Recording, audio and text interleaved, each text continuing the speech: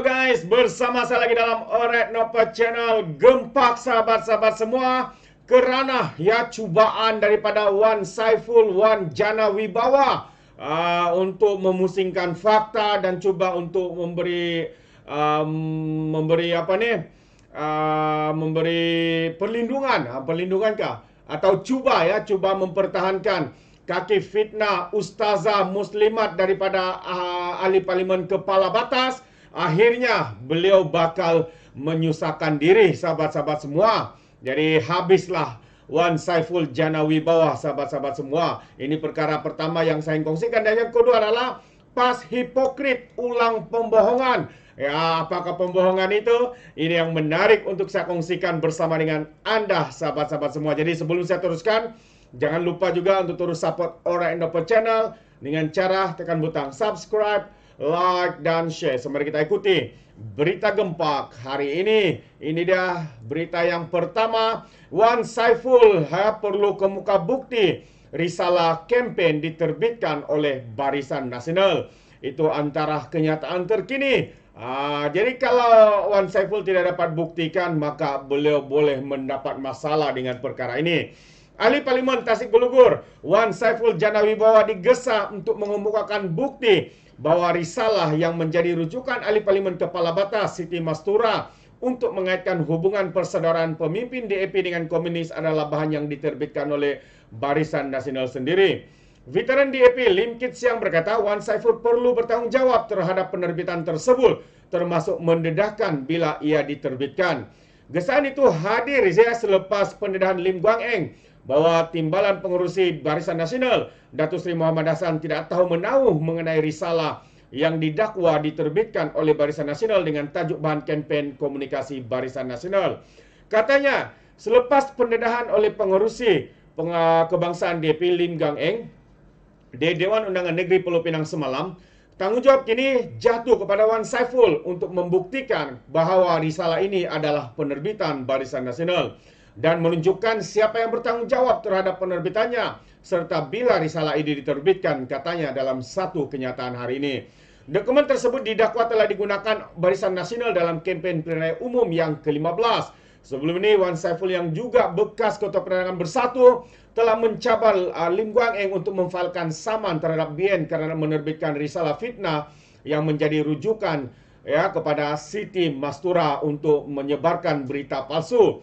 Siti Mastura mendakwa Guang Eng dan Kit Siang mempunyai pertalian darah dengan pemimpin Parti Komunis Melaya Chempeng dan juga Perdana Menteri pertama Singapura Lee Kuan Yew yang disebut Mastura sebagai Lim Kuan Yew. Memang bangang bodoh kan ini Siti Mastura ya. Jadi Kit Siang berkata, negara sedang menuju kemerosotan disebabkan ahli politik negara yang terus dikenali dengan jolokan Profesor Kangkung, ahli parlimen buta media dan pemegang ijazah doktor falsafah yang gagal untuk mengenal pasti penipuan, fitnah, berita palsu dan juga ucapan kebencian. Jadi kalau Siti Mastura ini punya PhD, adakah PhD yang dimaksudkan itu adalah perasaan hasad dengki? Itu persoalannya. Jadi kita teruskan. Perkara ini membuatkan saya tertanya-tanya, kata Lim Kit Siang, mengapa pihak pembangkang hari ini sama ada Bersatu atau PAS menarik tokoh-tokoh yang terburuk dan bukannya menonjolkan tokoh-tokoh yang terbaik, katanya lagi. Guang Eng telah memulakan tindakan undang-undang terhadap Siti Mastura kerana mendakwah pemimpin DAP itu mempunyai kaitan dengan Chempeng selepas Ketua Wanita Muda PAS itu enggan mengemukakan bukti atas tuduhannya.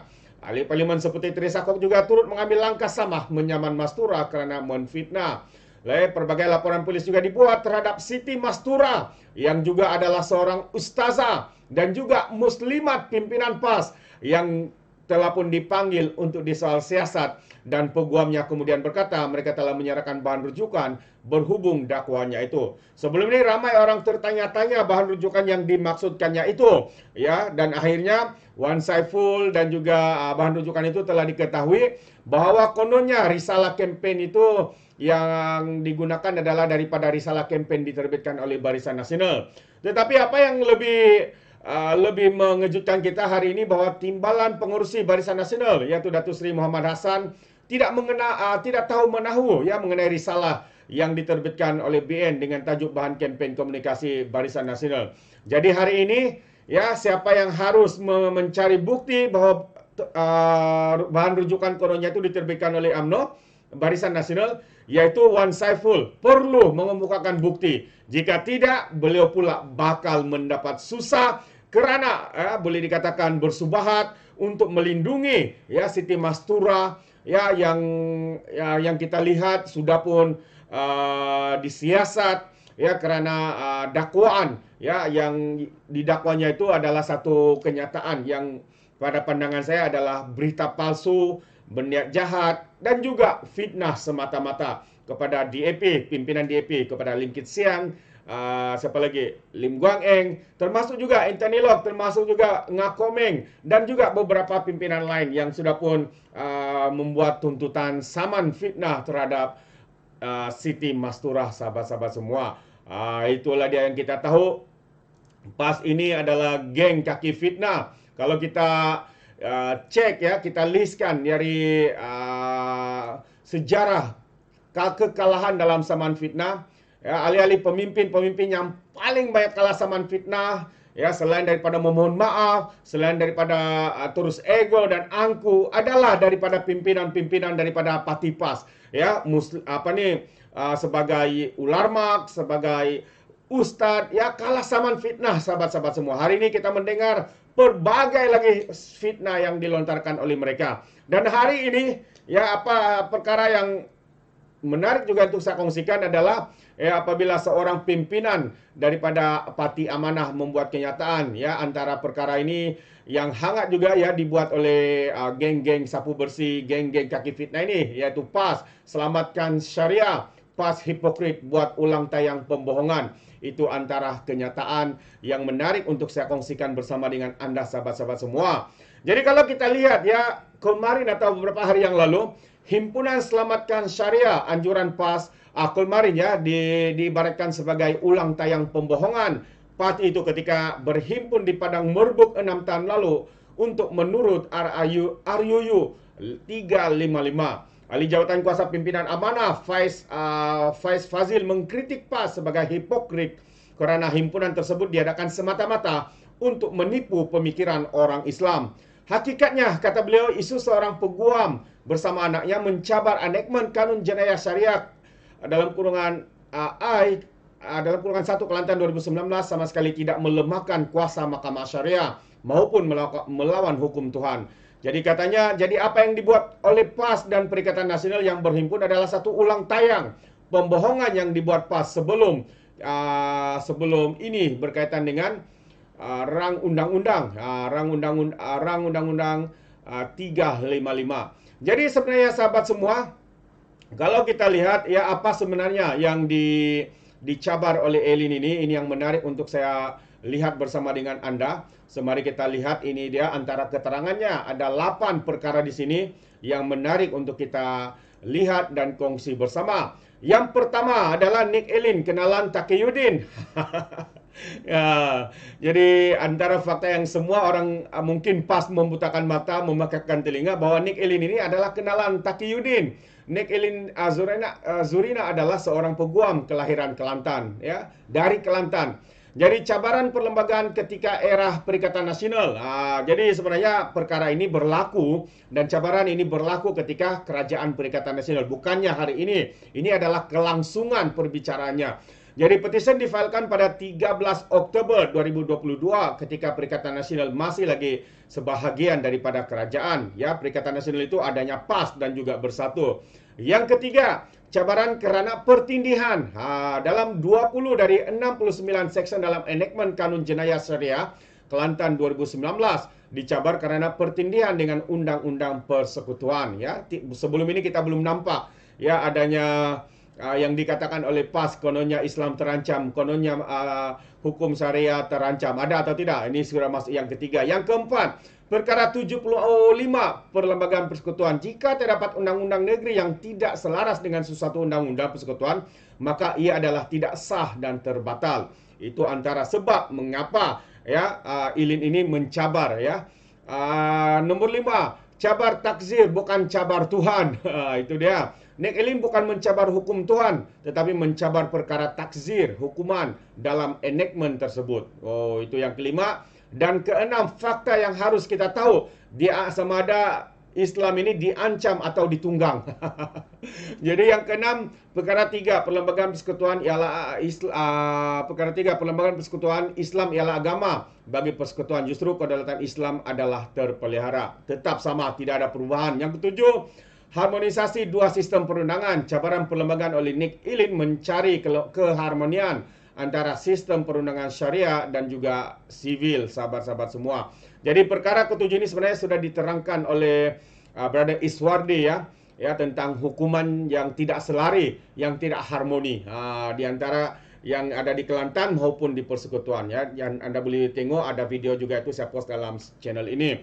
Jadi syariah terpelihara. Yang ke-8, apa-apa juga keputusan mahkamah tidak menjejaskan undang-undang syariah di negeri lain, melainkan 20 section yang dicabar oleh Nick Elin. Jadi dalam perkara ini, mana satu tuduhan ataupun isu yang dimainkan oleh PAS dan Bersatu, kononnya Islam terancam, ya, kononnya syariah diancam. Ada atau tidak dalam 8 perkara ini, seperti mana kenyataan dari Faiz ini, sahabat semua. Kita lihat tidak ada.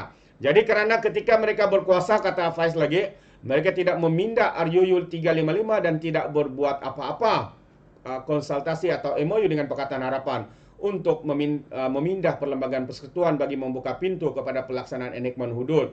Sama seperti kes Nick Elin, katanya cabaran perlembagaan ini dimulakan ketika PN menjadi sebahagian daripada kerajaan, yaitu pada 13 Oktober tahun 2022, tapi PN tidak membantah ketika itu, katanya ketika dihubungi Harapan Daily hari ini. Tambah Faiz lagi, apabila PAS menyalahkan kerajaan hari ini, ia seolah-olah menunjukkan sikap sebenar mereka, yang sekiranya parti itu berkuasa, mereka akan mencampuri urusan kehakiman. Pada malam semalam, Mahkamah Persekutuan menegaskan isu dalam petisi bagi mencabar enactment Kanun Jenayah Syariah Kelantan 2009 bukan bertujuan memburukkan agama Islam maupun melemahkan kedudukan Mahkamah Syariah seperti yang diputarbalikkan oleh pihak pembangkang.